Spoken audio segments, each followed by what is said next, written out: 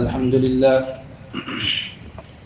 الحمد لله نحمده ونستعينه ونستغفره ونؤمن به ونتوكل عليه ونعوذ بالله من شرور أنفسنا ومن سيئات أعمالنا من يهد الله فلا مضل له ومن يضلله فلا هادي له ونشهد أن لا إله إلا الله وحده لا شريك له ونشهد أن سيدنا ومولانا محمدا عبده ورسوله أما بعد فأعوذ بالله من الشيطان الرجيم بسم الله الرحمن الرحيم ألف لام ميم غلبت الروم في أدنى الأرض وهم من بعد غلبهم سيغلبون في بضع سنين لله الأمر من قبل ومن بعد ويومئذ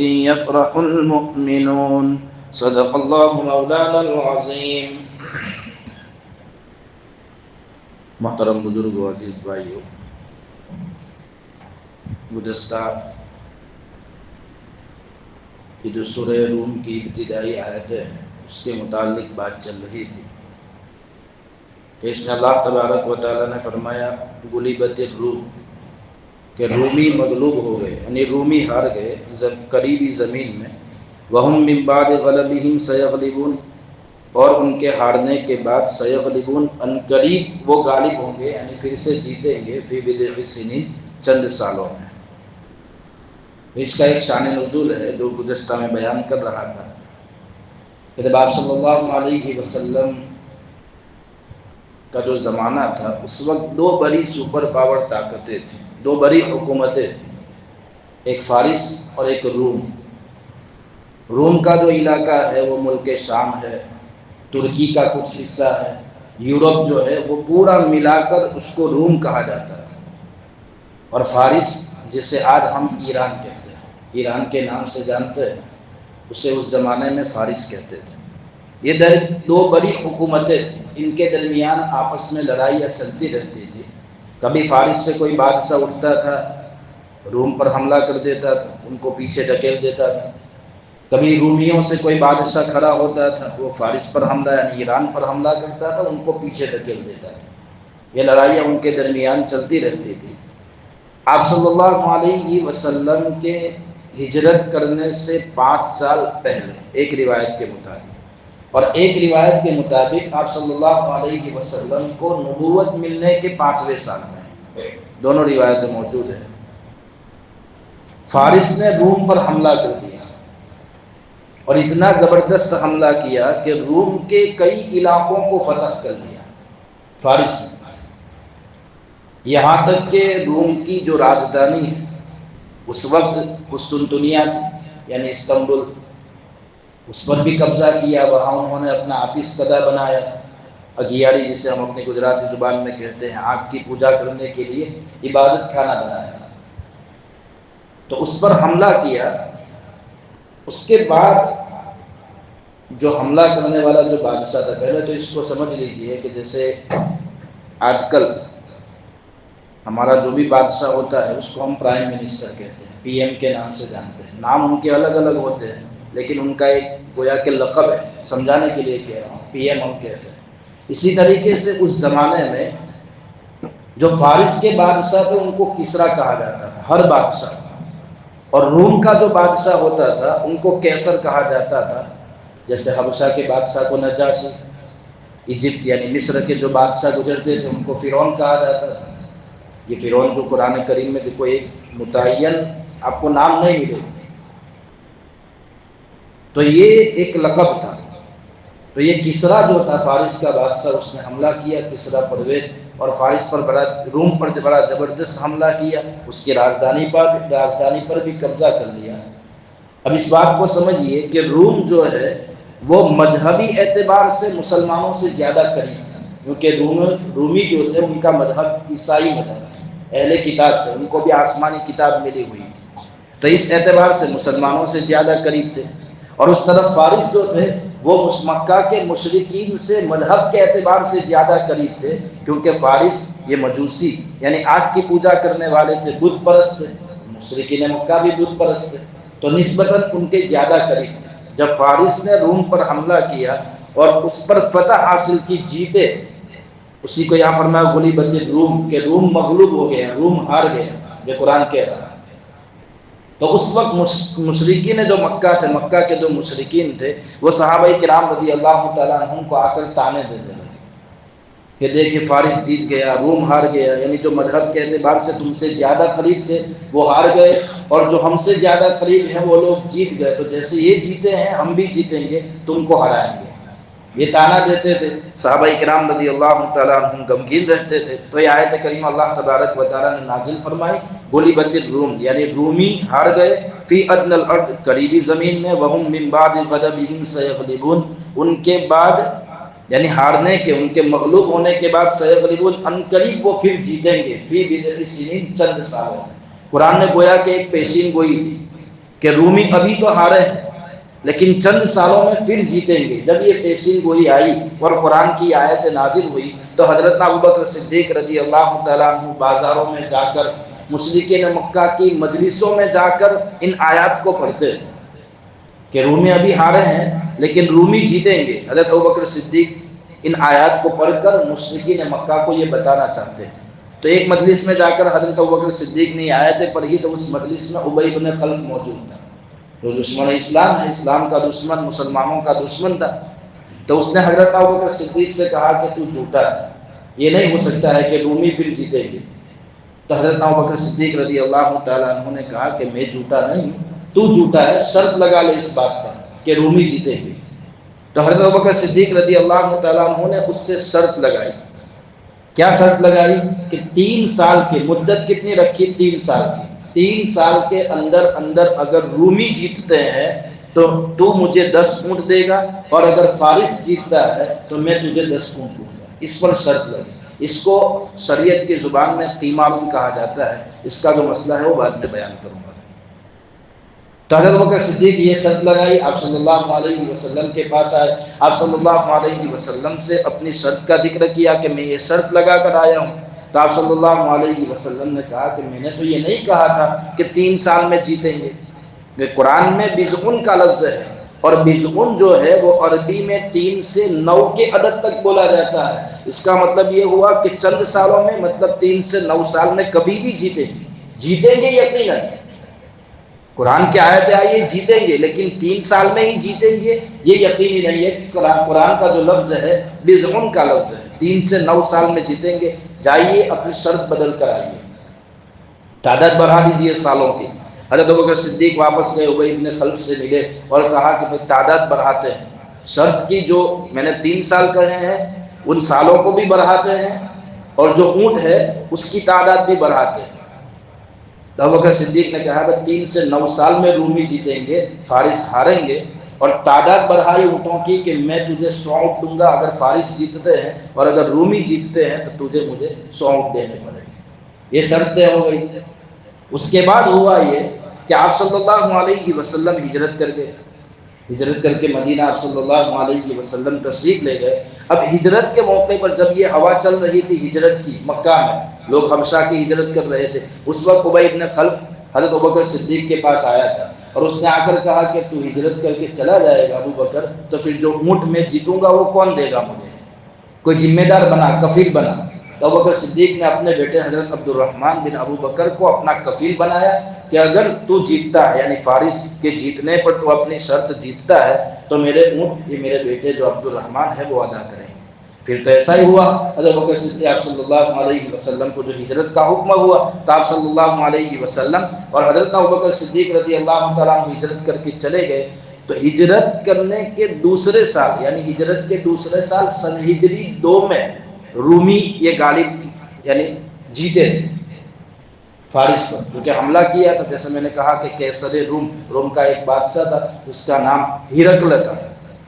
ہم صلی اللہ علیہ وسلم نے اس کو خط بھی لکھا ہے، جو آپ صلی اللہ علیہ وسلم کے خطوط جو بادشاہوں کے نام بھیجے ہیں اس میں ہرقل کے نام بھی خطوط تھا۔ تو یہ جو روم کا بادشاہ تھا کیسر روم جسے کہا جاتا ہے ہرقل، اس نے منت مانی۔ کیا منت مانی؟ کہ اگر میں جیتتا ہوں فارس پر، یعنی جو قبضے میرے جو حصے ہیں ہمارے علاقے کو جو قبضہ کیا ہے اس پر میں واپس قبضہ کرتا ہوں اور میں فارس پر جیت حاصل کرتا ہوں تو میں ہمس سے لے کر ایلیا تک پیدل چلوں گا. یہ اس نے منت مانگی تھی. اور اس نے جو اپنی ٹوٹی پھوٹی جو بچی کچی طاقتیں تھے اس کو جمع کیا اور پھر فارس پر حملہ کیا اور وہ جیتا بھی. ہمس سے لے کر ایلیا کا لفظ ہے. ایلیا کسے کہتے ہیں؟ آپ صلی اللہ علیہ وسلم کے زمانے میں ایلیا اسی بیت المقدس کو کہا جاتا تھا. اس سے پہلے یروشلم کہا جاتا تھا, اسی بیت المقدس کو. اللہ اس کی حفاظت فرمائے. یہ جو ہے اس کو ایلیا, حدیث میں بھی اس کا لفظ ہے, جب موقع آئے گا میں بیان کروں گا. یہ ایلیا کا لفظ حدیث میں بھی. تو اس نے منت مانی کہ ہمس سے میں ایلیا تک چلوں گا اگر میں جیتتا ہوں. پھر اس نے حملہ کیا, اس کو جیت نصیب ہوئی, وہ جیتا بھی. اور پھر اپنی جو راجدھانی تھی وہ بھی واپس لی اور فارس کے کچھ حصے تھے اس پر بھی اس نے قبضہ کر لیا. تو یہ 100 اونٹوں کی جو باری آئی حضرت ابوبکر صدیق رضی اللہ تعالیٰ عنہ, تو اس وقت ابی بن خلف تو مر چکا تھا. ابوبکر صدیق رضی اللہ تعالیٰ عنہ اس کے جو وارث تھے اس کے پاس گئے اور ان کو جا کر کہا کہ میں آپ کے جو وارث تھے جو ابی بن خلف, اس سے میری یہ شرط لگی تھی اور میں جیت گیا ہوں, تاکہ روم جیتا ہے تو میں اپنی شرط جیتا ہوں, مجھے میرے اونٹ دے دیجیے. تو ان کے وارثوں نے, ابی بن خلف کے وارثوں نے وہ 100 اونٹ حضرت ابوبکر صدیق کو ادا کیے تھے. تو بولے وہ کہتے ہیں بھائی مشرک تھے لیکن وہ وعدے کے پکے تھے, آج جیسا نہیں تھے. اللہ ہماری حفاظت فرمائے. تو انہوں نے 100 اونٹ ادا کیے. اب حضرت ابوبکر صدیق رضی اللہ تعالیٰ عنہ وہ 100 اونٹ لے کر آپ صلی اللہ علیہ وسلم کے پاس آئے. یا رسول اللہ میں شرط جیت چکا ہوں اور یہ 100 اونٹ جو ہے وہ شرط کے ہیں. تو آپ صلی اللہ علیہ وسلم نے فرمایا صدقہ کر دو. صدقے کا حکم دیا. اب سمجھیے کیمار کو. جب حضرت ابوبکر صدیق رضی اللہ تعالیٰ عنہ نے یہ شرط لگائی تھی ابی بن خلف کے ساتھ, اس وقت تک یہ کیمار جو جوا ایک قسم کا ہے, یعنی دونوں طرف شرط لگانا کہ تو جیتے گا تو میں تجھے دوں گا, میں جیتوں تو تو مجھے دینا, یہ دونوں طرف شرط لگانا, اس کو شریعت میں قمار کہتے ہیں. یہ بعد میں حرام ہوا ہے, لیکن جب حضرت ابوبکر صدیق نے یہ شرط لگائی تھی اس وقت اس کی حرمت ابھی نازل نہیں ہوئی تھی. تو شرط لگا دی, شرط جیت بھی گئے. آپ صلی اللہ علیہ وسلم کے پاس اونٹ لے کر آئے, آپ نے صدقہ کرنے کا حکم دیا. اب صدقہ کرنے کا کیوں حکم دیا؟ جب وہ حلال تھا, کیونکہ ابھی تو حرام نہیں ہوا تھا قیمار, تو پھر وہ تو حضرت ابوبکر صدیق بھی استعمال کر سکتے تھے. آپ صلی اللہ علیہ وسلم کی اونٹوں کو یا ان کی قیمت کو استعمال کر سکتے تھے. پھر بھی آپ صلی اللہ علیہ وسلم نے صدقہ کرنے کا حکم دیا. اس کو علماء نے لکھا ہے کہ ایسی چیزیں جو بعد میں چل کر حرام ہونے والی ہوتی ہے, اللہ تبارک و تعالیٰ اس سے بھی اپنے انبیاء کی حفاظت فرماتا ہے. جیسے شراب آپ دیکھ لیجئے, شراب پہلے حرام تھی, سن ہجری 2 میں شراب حرام ہوئی. قرآن کی آیت ہے انما الخمر والمیسر والانصاب والازلام رجس من عمل الشیطان. یہ قرآن کی آیت ہے جس میں اس قمار کا بھی ذکر ہے. انما الخمر یعنی شراب ہے, انما الخمر والمیسر, والمیسر سے یہ جوا مراد ہے, والازلام رجس من عمل الشیطان, والازلام والانصاب والازلام, ازلام سے یہی قمار مراد ہے. تو میں یہ کہنا چاہتا ہوں کہ آپ صلی اللہ علیہ وسلم حضرت ابوبکر صدیق رضی اللہ تعالیٰ عنہ نے جب شراب حلال تھی اس وقت بھی کبھی شراب کو ہاتھ نہیں لگایا. ان کی طبیعتیں پاکیزہ تھی. کہ آپ صلی اللہ علیہ وسلم کو اللہ نے حفاظت فرمائی چیزوں کے حرام ہونے سے پہلے بھی. جیسے شراب آپ نے کبھی ہاتھ نہیں لگایا حالانکہ حلال تھی, سن ہجری 2 میں اس کو حرام کا حکم آیا. ایسے ہی یہ بھلے حلال کے اونٹ تھے, قیمار اس وقت حرام نہیں ہوا تھا, تو وہ اونٹ جائز تھے, لیکن آپ صلی اللہ علیہ وسلم کی یہ طبیعت نہیں کہ اللہ تبارک و تعالیٰ آپ کی حفاظت فرماتے تھے, اور بعد میں چل کر یہ قیمار جو ہے وہ حرام ہونے والا تھا. آپ صلی اللہ علیہ وسلم کی اللہ نے حفاظت فرمائی. آپ صلی اللہ علیہ وسلم نے صدقے کا حکم دیا کہ اس کو صدقہ کر دیا جائے. یہ تو پوری بات آپ سمجھیے. اب یہ جو ہے یہاں فرمایا وَيَوْمَئِذٍ يَفْرَحُ الْمُؤْمِنُونَ, کہ جب یہ ہوگا یعنی رومی غالب آئیں گے, رومی جیتیں گے اور فارس ہاریں گے, اس وقت یفرح المؤمنون, مسلمان خوش ہوں گے.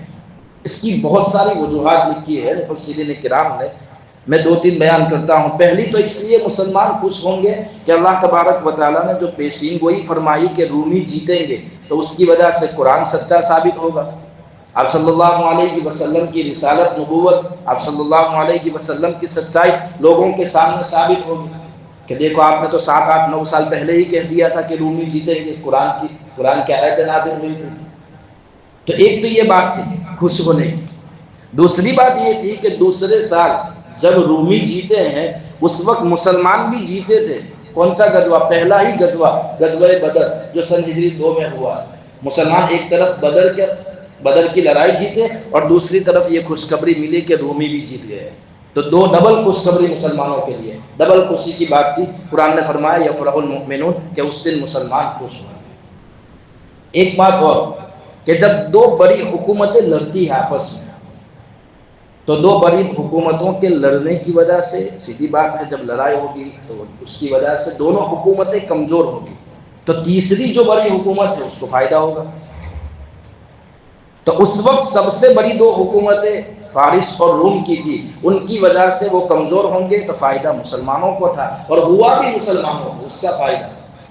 صحابہ کرام رضی اللہ تعالیٰ عنہم کے زمانے میں فارس پر بھی صحابہ نے حملہ کیا، اور فارس کے کئی علاقوں کو صحابہ کرام رضی اللہ تعالیٰ عنہم نے فتح کیا، وہاں مسلمان آباد ہوئے۔ اسی وجہ سے تو پھر وہ فارس بدل کر ایران ہوا ہے، وہاں مسلمان آباد ہوئے۔ صحابہ کے زمانے میں یہ صحابہ کو اس کا فائدہ ملا، تو اس لیے فرمایا وَيَوْمَئِذٍ يَفْرَحُ الْمُؤْمِنُونَ کہ مسلمان خوش ہوں گے۔ اور یہ جو کسریٰ ہے، جو کسریٰ پرویز فارس کا جو بادشاہ تھا، تو اس کی یہ آخری فتح تھی جو اس نے جیتی تھی اس وقت، جو روم کو ہرا دی۔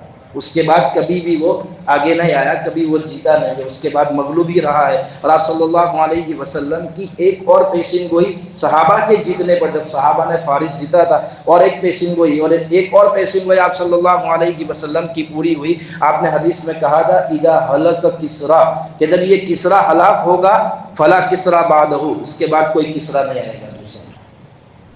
یہ پیشین گوئی بھی آپ صلی اللہ علیہ وسلم کی پوری ہوئی جب صحابہ نے فارس کو جیتا، اور پھر اس پر مسلمانوں نے حکومت کی، مسلمان آباد ہوئے۔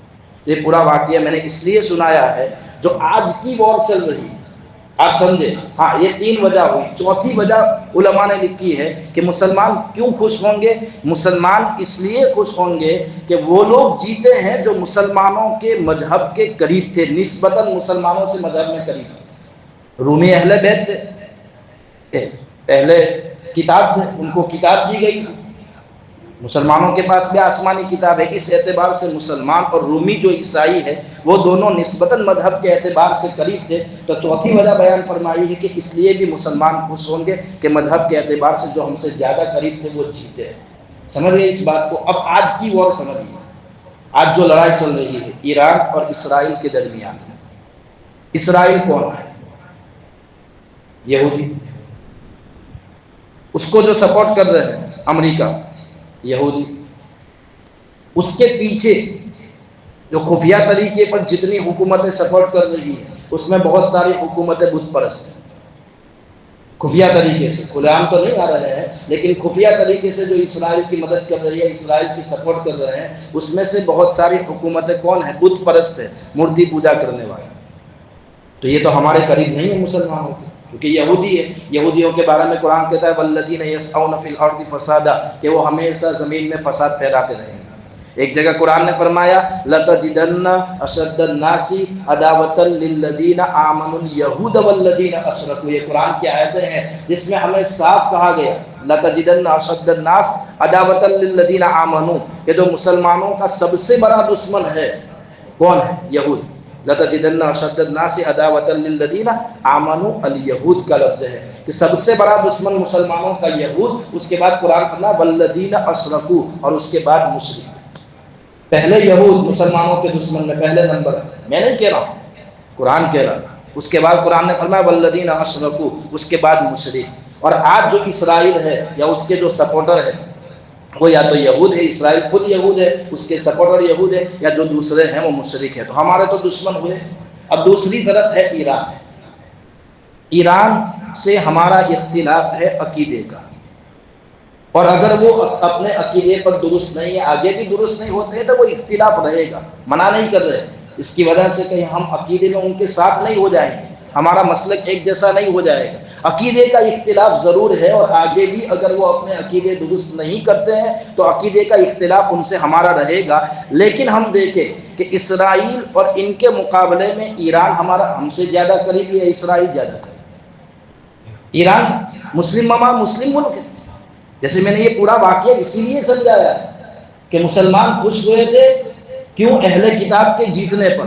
تو یہ تو مسلم ہے، ایران مسلم ہے، مسلم ممالک میں ان کا شمار، عقیدے کا اختلاف اس کی جگہ پر ہے۔ یہ عقیدے تو عیسائیوں کے بھی غلط تھے اس وقت، جب مسلمان خوش ہوئے تو عیسائی یعنی رومیوں کے جتنے پر اس وقت عیسائیوں کے بھی عقیدے تو غلط تھے۔ تو میں یہ سمجھانا چاہتا ہوں کہ آج اگر ایران کو نقصان ہوتا ہے، اللہ نہ کرے ایران ہارتا ہے، تو مسلمانوں کو تکلیف ہونی چاہیے۔ یہ میں سیدھی بات کہنا چاہتا ہوں۔ آج جو ہمارے اندر جو باتیں چل رہی ہے کہ ایران ہمارے عقیدے ہم سے درست نہیں ہے، تو وہ بھی ہمارا تو دشمن ہے، دونوں میں سے جو ہلاک ہو جائے، جو برباد ہو جائے، اس سے ہمیں کیا مطلب؟ نہیں، ایران ہم سے قریب ہے۔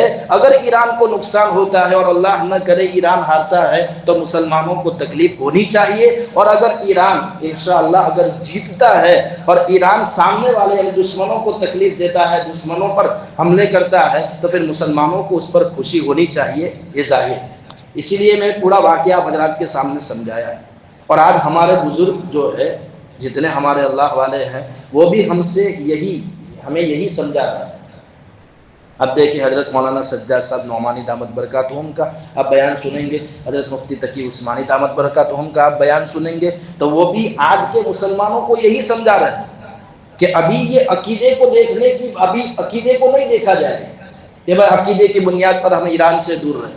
عقیدے بے شک ہمارے ان سے الگ ہے، لیکن چونکہ وہ بھی مسلمان ہے، اگر مانے تو اس اعتبار سے ہمیں اس کا سپورٹ کرنا چاہیے، یہ دونوں بزرگ۔ اور میں تو یہ کہتا ہوں کہ اللہ کا آج کے ہمارے جو مسلک کے مسلمان ہیں، اللہ کا جتنا ہم شکر ادا کریں اتنا کم ہے۔ کیوں؟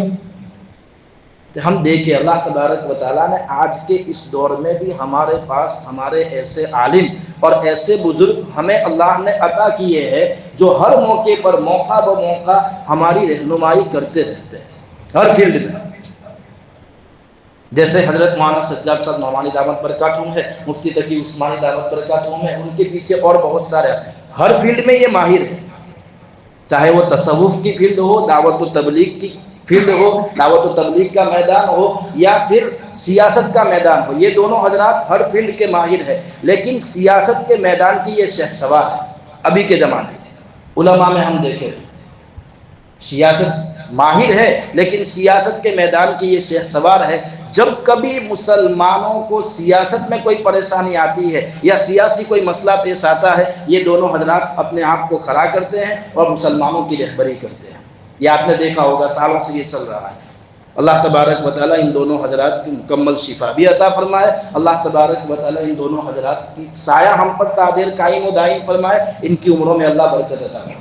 اور ایک اس میں نہیں ہے، دوسری فیلڈ لے لیجیے، دعوت و تبلیغ والی۔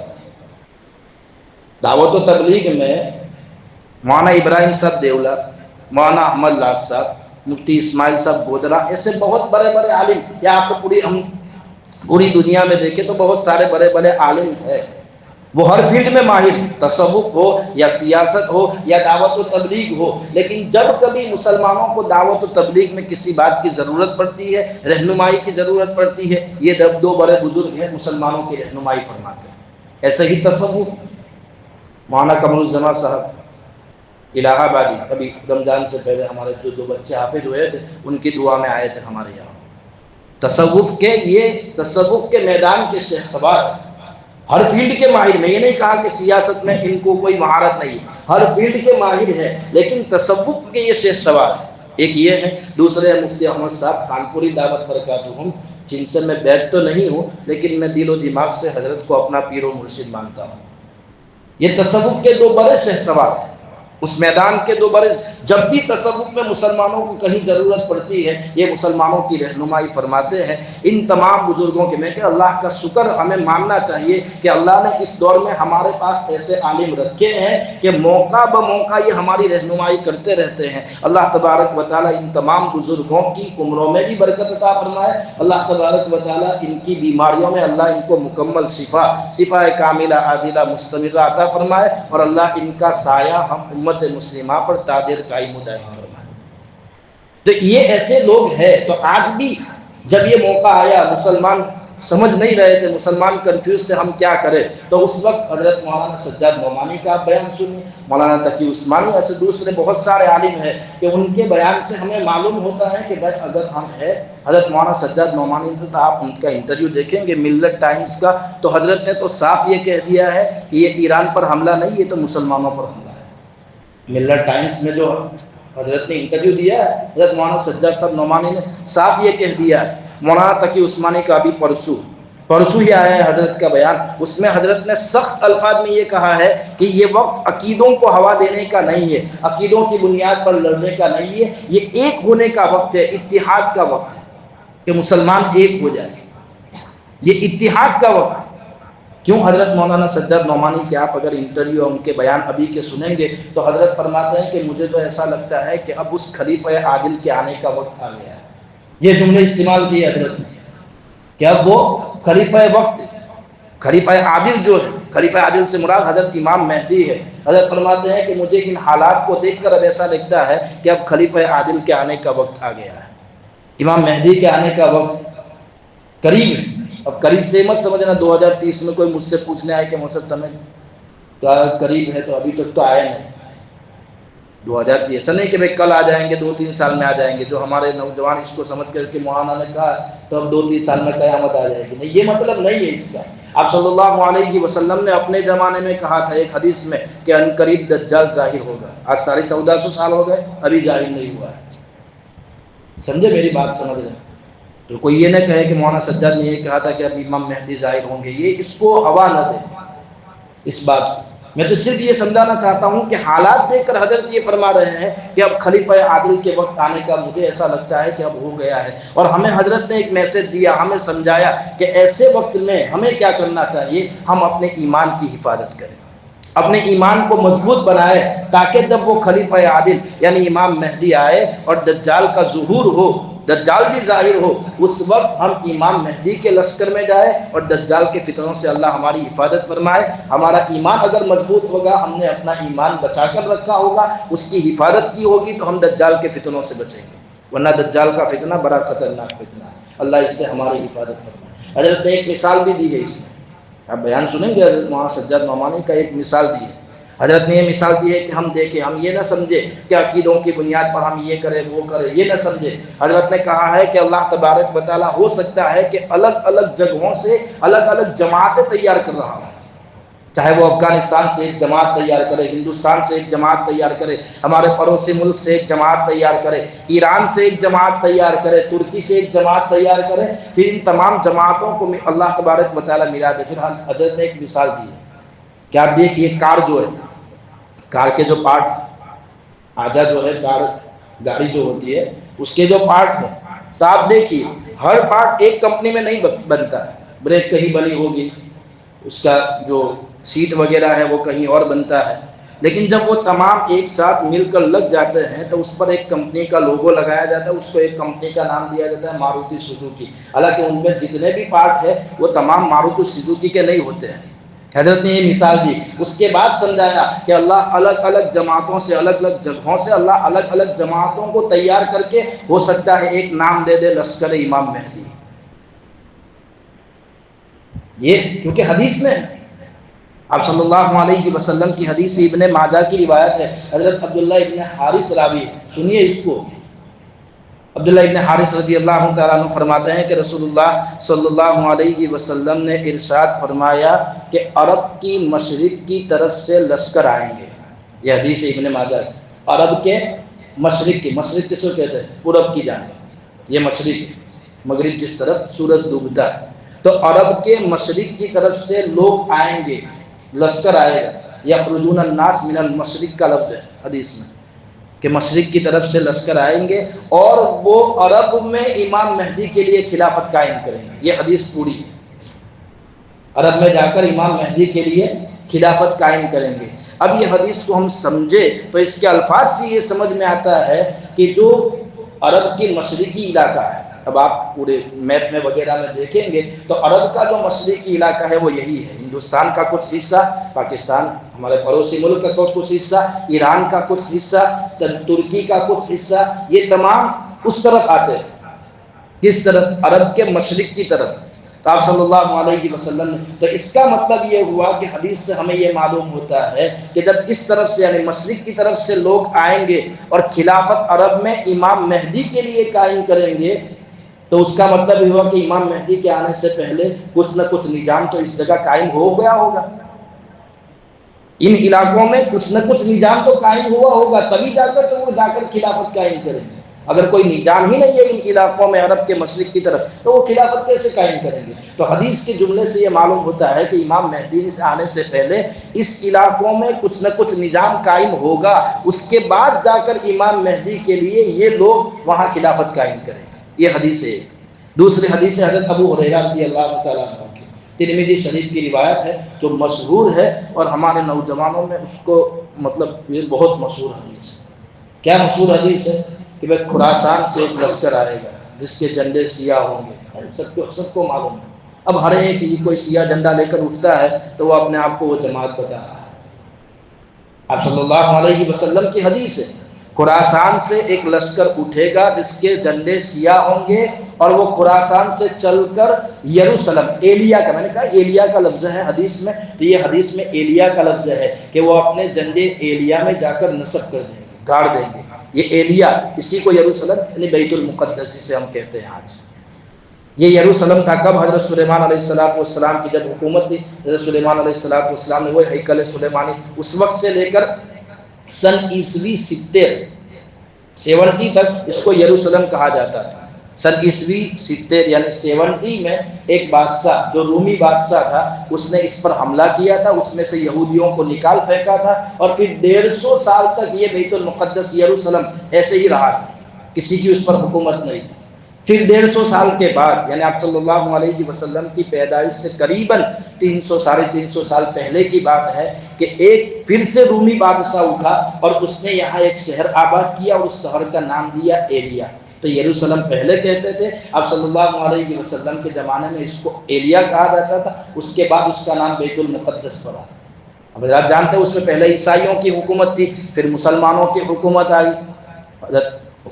حضرت عمر رضی اللہ تعالیٰ عنہ صلح کے ذریعے اس کو فتح کر کے آئے، جنگ نہیں ہوئی تھی، حضرت عمر کو صلح کے ایسے ہی دے دیا تھا حضرت عمر کو، حضرت عمر آپ لے کر جائیے۔ یہ واقعہ ہم سنتے رہتے ہیں۔ اس کے بعد 1099 میں عیسوی 1099 عیسوی میں اس پر پھر سے رومیوں کی حکومت ہوئی تھی، اور 88 سال تک 88 سال تک رومیوں نے اس پر حکومت کی تھی، اور پھر 1187 اپنے گجراتی زبان، اس وقت حضرت سلطان صلاح الدین ایوبی رحمۃ اللہ علیہ نے اس کو فتح کیا تھا۔ یہ بیت المقدس کی یہ ہسٹری ہے۔ اور اس کے بعد 1967 سے ابھی یہ ان کی حکومت ہے، یہودیوں کی اس پر، اس کے اکثر علاقے پر جو ہم سنتے ہیں فلسطین، غزہ وغیرہ، اس کے 1967 سے یہ اس کے پیچھے پڑے ہوئے ہیں۔ تو میں تو یہ کہہ رہا تھا کہ حدیث میں آپ نے فرمایا کہ خراسان سے لشکر اٹھے گا، ان کے ہاتھ میں سیاہ جھنڈے ہوں گے، اور وہ کہاں جا کر گاڑیں گے؟ ایلیا میں جا کر، یعنی بیت المقدس۔ اس کا مطلب یہ حدیث کا ظاہری مطلب ہم لیں تو یہ مطلب سمجھ میں آتا ہے کہ اس وقت بیت المقدس یعنی ایلیا پر مسلمانوں کی حکومت نہیں ہوگی۔ جب یہ لشکر اگر حکومت ہوتی تو جھنڈے گاڑنے کی ضرورت کیا ہے؟ اور یہ خراسان جو علاقہ ہے وہ یہی علاقہ ہے، اس طرف کا ہمارے ہندوستان کا کچھ حصہ، پڑوسی ملک ایران کا کچھ حصہ، ترکی کا کچھ حصہ، افغانستان کا کچھ حصہ، یہ تمام ملا کر آپ صلی اللہ علیہ وسلم کے زمانے میں ایک خراسان، اس کو خراسان بزرگ کہا جاتا تھا، بڑا خراسان جو پورا علاقہ تھا اس کو خراسان کہا جاتا تھا۔ اسی کا حدیث میں ہم اگر پڑھتے ہیں، ہمارے بزرگوں سے سنتے ہیں جو بیانات، اس سے معلوم ہوتا ہے کہ اسی کو خراسان کہا جاتا ہے۔ تو یہ حالات ہے ابھی کے۔ ہمیں یہ کرنا ہے کہ بھائی ہم اپنے ایمان کی حفاظت کریں، اپنے ایمان کو مضبوط رکھیں، تاکہ اگر وہ وقت آ جائے کہ امام مہدی پیدا ہو اور دجال کا ظہور ہو جائے تو ہم اپنے ایمان کو بچا کر رکھ سکیں اور دجال کے لشکر میں جانے سے بچ جائے۔ اللہ ہماری حفاظت فرمائے۔ اللہ تبارک و تعالیٰ ان فتنوں کے زمانے سے ہماری بھی، ہماری اولاد کی بھی، جتنے ہمارے امت مسلمہ جو بھائی ہیں ان تمام کی بھی اللہ تبارک و تعالیٰ حفاظت فرمائے۔ اللہ کو یہ سنی باتوں پر عمل کرنے کی توفیق عطا فرمائے۔ آمین۔